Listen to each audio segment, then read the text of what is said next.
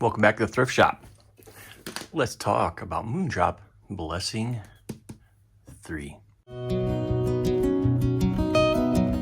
Unless you've somewhere fallen asleep underneath a tree for the last 3 months or so, not sure exactly how long these have been out, but yeah, Moondrop is back at it again with the Blessing 3.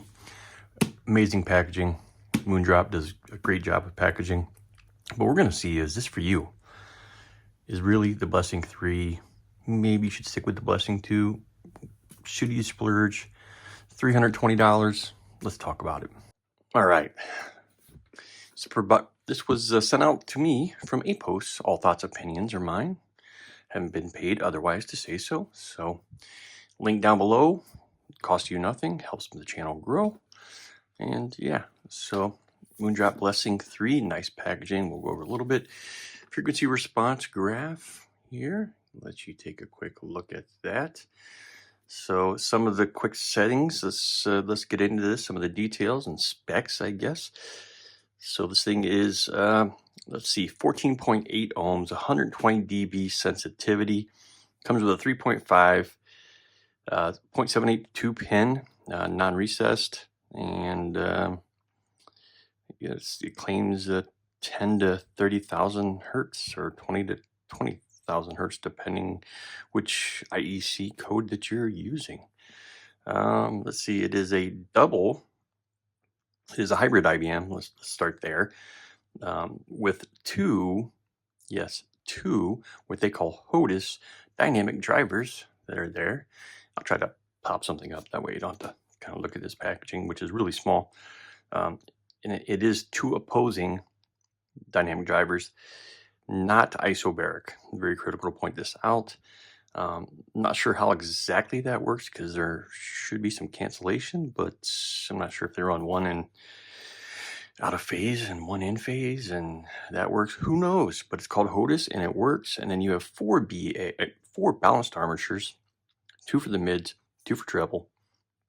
So yeah, so you are getting 6 total drivers per ear with these. Let's get in the box quick. We got to take a look because this is Moondrop. I know.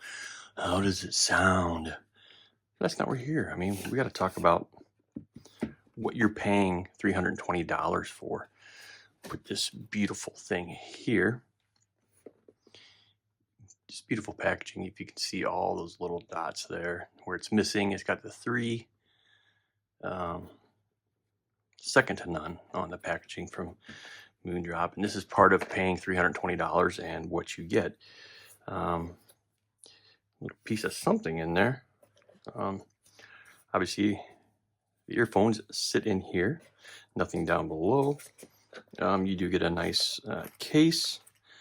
It does come with an aviation adapter, which I have no idea. Maybe in China and some of the other places in the world, this is still relevant. In the United States and Europe, I have not seen this in 10 years. So no idea why it's still being put in there. This is a review unit, so obviously this has been passed around. I don't know if these are Moondrops or someone else's, but we will talk about ear tips because that is kind of critical, and so you can wrap them up. But nice case. I think it's classy. It's a little bit chunky to sit in your pocket with the corners out. But Moondrop does a great job with their products. And up here, I have a real problem with this, getting this out. But I will say that it self-sits. So the way that opens, self-sits, which is really cool. I'm trying not to damage this while I open it. So the next reviewer gets a fine box. So look, you can see this kind of pulls out. And you get some information here. So, assume for your warranty card, or is it just a? No idea. And you get a little manual and some information. So you really don't have to mess with this, but it is there. I do love Moondrop's packaging, what they do. And last and not least, we actually get the actual IEM. here so we can see. A little bit scratched up. These are fingerprint magnets. So keep a towel around with you if you want all that glitter to gold, glitter to silver in this case. Kind of look, the bling factor. This is really cool. I guess this is 3D printed resin. Um, it seems like um, it's more not 3D printed, more like it's just epoxy set. I don't know, but semi custom, I guess you would call the shape. Um, by looking at the actual external face, it looks relatively small for an IEM, but it gets really chunky pretty quick. And the depth is pretty far in. I need to start taking measurements on this. I do have the awful magic one here to put it in perspective, just to give you some. So it's not super massive. I wouldn't call that. That was kind of a medium size. I would put this on a medium large size. I did have some issues with insertion depth versus tip diameter. I normally use a medium. I had to switch to a small because this was inserting so far into my ear that it was hurting. And the nozzle size girth here is quite large. So you have to get a combination where the nozzle material that fits on there is pretty thin so that this can compress. And that's the problem I had with the mediums, that it was pretty thick, and then the outer lip here was just too thick. And after about an hour, my ear canal to be specific, was hurting a lot. Maybe one cable. Looks like a standard Moondrop cable. Really like it. Aluminum accents here for the Y splitter. Chin strap moves. It stays fine if you wherever you put it. It's a 2-wire here. It does have like a, obviously it's silver, but it has like this orangish tint to it. And in the end, you do get some plastic bits here, and you know, a very nice look for 3.5. I do wish they would go to multi kind of form factor and fitting. So if you can go to 3.5, 4.4, whatever you want, you can. And for $320, getting a plastic bit here, I think is a little bit chintzy on my thing. It's a small criticism for an amazing IEM, but try and get to see if you see blessing in there. It's hard given the angle of my camera and the light to get that. I have to zoom in. I have to use like a macro lens to really get in there. But yeah, because what I really don't like about this is I do prefer a metal fitting here with the red and blue. So you can quickly pick it up and know what it is, because these are clear. You have to really get these in just the right light to say, oh, this is left and this is right. You could put them in, you know, backwards, but it's just these small things that add up, especially for $320. It's okay to nitpick some of the small things. And, you know, I think that a lot of people don't show off just like how this bluish look is in there. And it is really, really cool how this thing is designed. So Moondrop, they've done an amazing job. So just an example, this is the awful magic one that I discussed. For $109, you can kind of see the cable you're getting with this one. Seems to be, you know, a lot better build for $109. So, you know, it is what it is. But nonetheless, it is what, you know, it is a Blessing 3 cable, and it works, it functions, and no issues. So, but everyone's here to know, how does it sound? So first, I'm going to try to pop up a frequency response. And I grabbed these off the internet. I don't measure these myself, so I am borrowing other people's work. I think this is precogs off of squig.link. It shows the Moondrop Blessing 3, Blessing 2, Blessing 2 Dusk.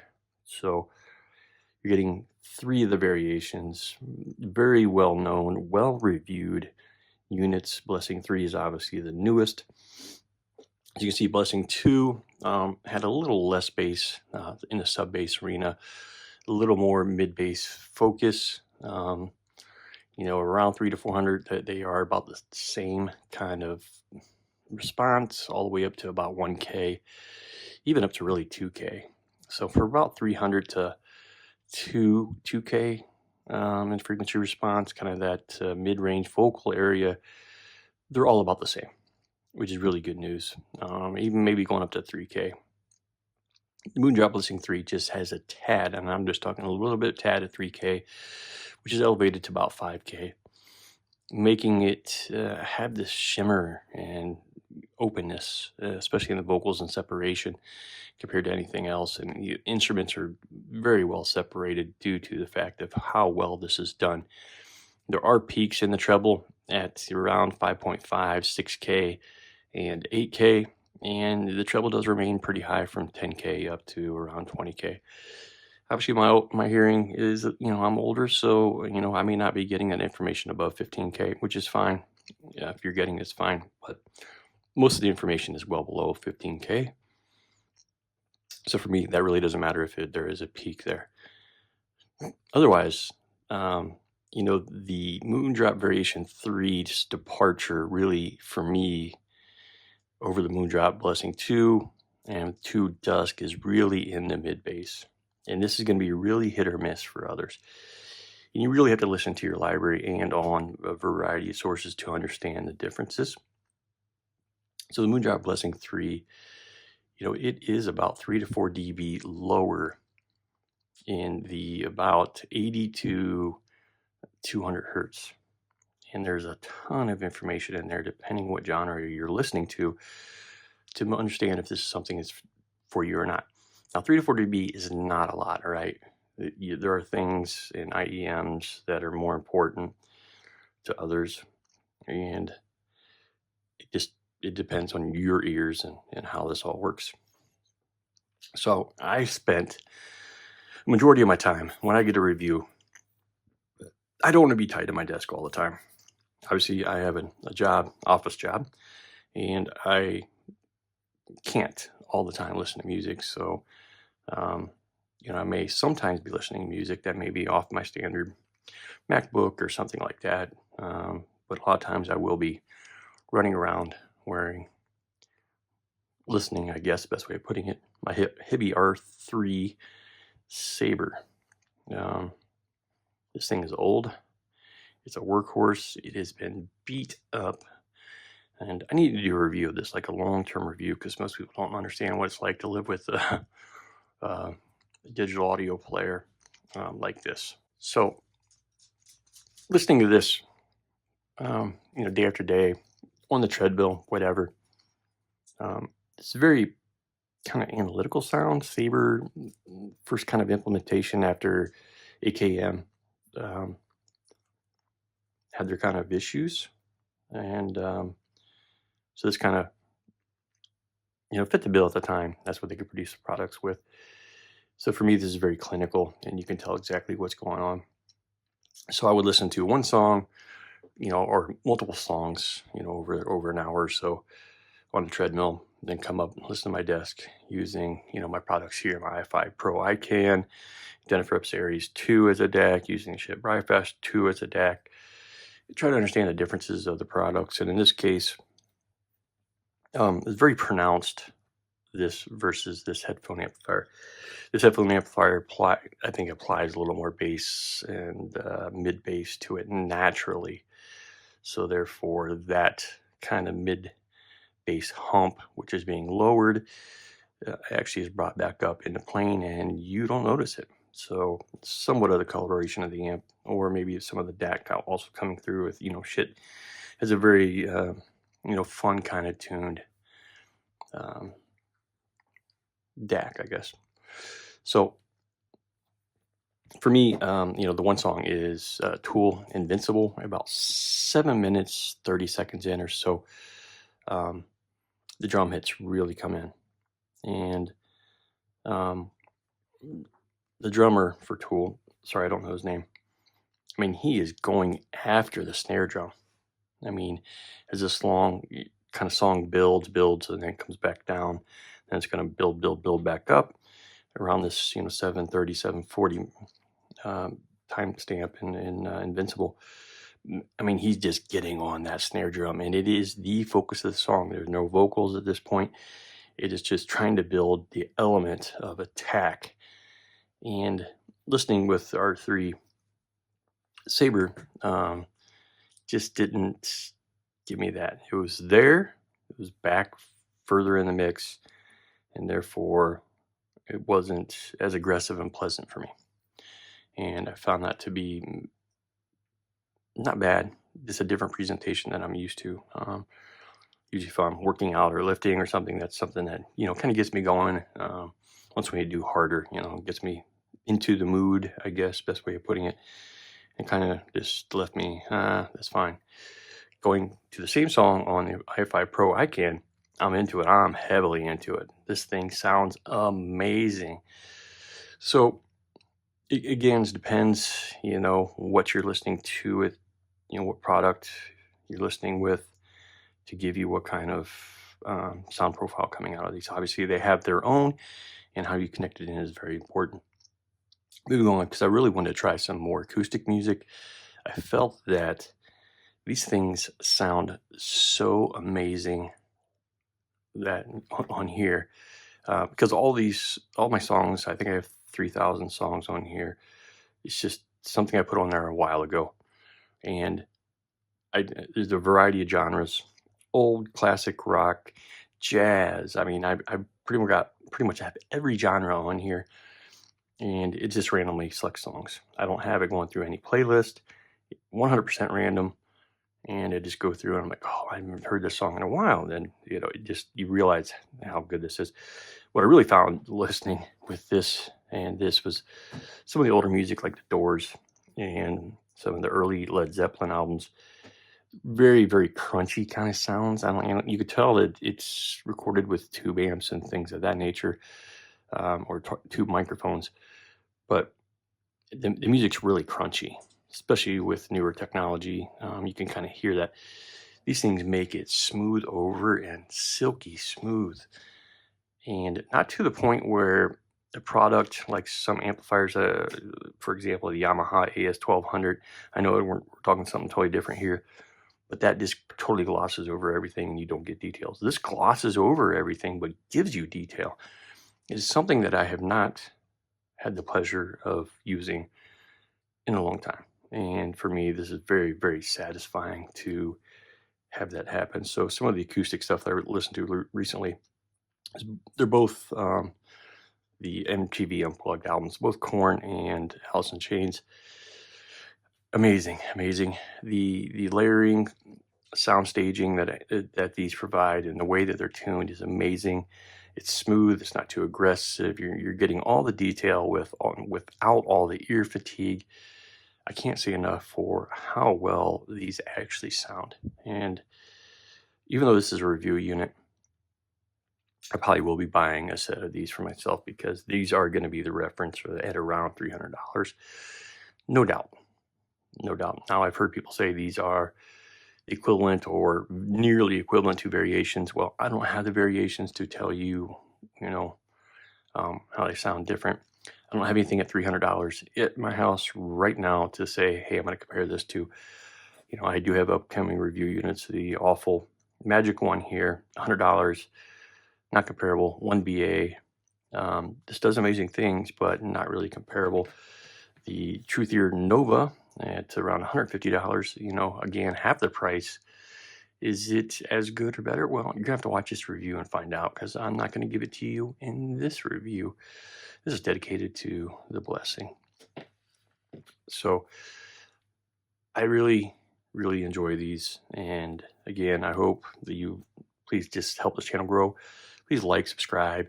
Please click, if you weren't interested in buying this, buy it from APOS.